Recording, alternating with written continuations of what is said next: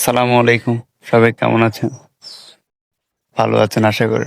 আমার মোবাইলে থাকা ভিডিওটা একটু সবাই দেখবেন। অনুরোধ রইল।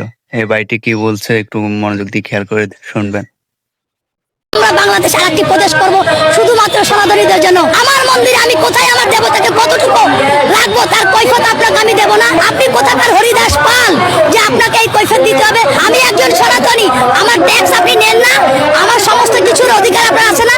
তাহলে আপনি যখন নিচে মসজিদ থাকার পরেও রাস্তায় যখন নামাজ পড়েন তখন আমরা কি কখনো বলেছি যে এই রাস্তায় নামাজ পড়া যাবে না? এই রাস্তাটা তো আমাদেরও, কিন্তু আমরা মানবিকতা দেখাই। আপনাদের মধ্যে কোনো মানবিকতা নাই।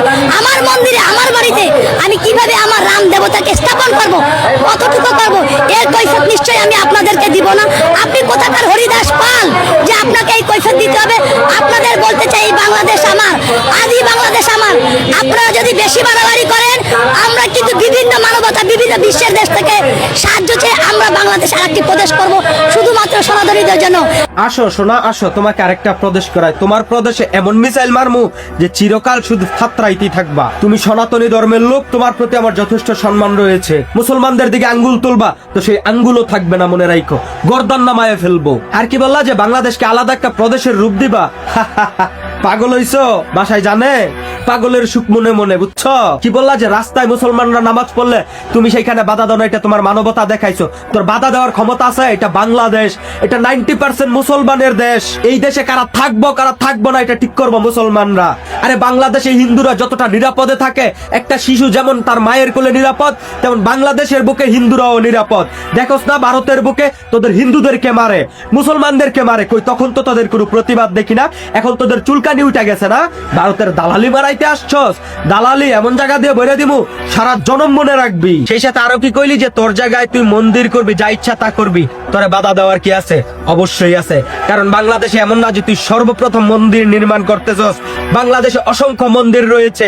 বাংলাদেশে এমনও ইতিহাস দেখেছে বাংলার জনগণ, মুসলমানরা সনাতনীদের মন্দির পাহারা দিয়েছে যাতে তাদের মন্দিরের উপরে কোনো আক্রমণ না হয়। আর তুই আসছস মুসলমানদের বিরুদ্ধে কথা বলতে। তোদেরকে ঠিক করতে বেশি কিছু না, শুধু একটা ফর্মুলাই যথেষ্ট।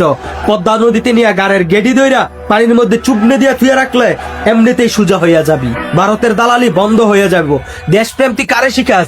দেশপ্রেম কারে বলে তুই সেটা জানোস? ভারতের এজেন্ডা বাস্তবায়ন করতে চাস বাংলাদেশে? আরে সোনা রে, তুই এখনো ঘুমের ঘরে আসোস। তুই বর্তমান প্রজন্মকে চিনোস না বাংলার? দেখোস নাই 24-এ তোর ভারতের দালালদেরকে ভারতে ঠিকই পাঠাইছে, কিন্তু তোর সময় খুব ফুরাই আসছে, তাই বেশি উড়িস না। যেখানে আসোস সেইখানে থাক, মুসলমানদেরকে খোঁচাইতে আসিস না। সেই সাথে তোরা শাহবাগে আন্দোলন করলি, জয় শ্রীরাম স্লোগান দিলি, তাতে আমার কোনো দুঃখ নাই, কিন্তু মুসলমানদের বিরুদ্ধে কেন স্লোগান দিলি? মনে রাখিস, পিপিলিকার পাখা গজায় মরিবার তরে, সুখে থাকতে ভূতে কিলায় না। আরে আমরা যদি চাই আমরা 90% মুসলমানের দেশ, তোর মতো হিন্দুকে লাথি দিয়া পাছায় ভারতে পাঠাই দিতে পারে, কিন্তু আমরা সেটা করি না। কারণ কি জানোস?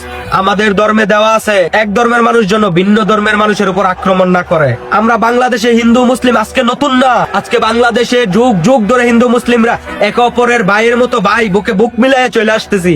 আর তুই আসছস ভারতের দালালি করতে। সময় থাকতে ভালো হয়ে যায়, নয়তো বা তোর সেই থেতলানো প্রদেশে এমন মিসাইল মারমু যে সারা জনম বলতে পারবি না। শুধু স্লোগান হবে একটাই, নারায়ে তাকবীর, আল্লাহু আকবার। আসলে এই ভাইটি যে কথাগুলো বলছে এগুলো হচ্ছে যে আমরা বাংলাদেশে সবাই থাকি হিসেবে সবাই ভাই ভাই হিসেবে থাকতে চাই। এই দেশে ভাই ভাই কোনো রক্ত জড়ার দরকার নাই। এই ভাইয়ের সাথে আমি একমত। ভাই একদম সত্যি কথাই বলছেন। এটা বাংলা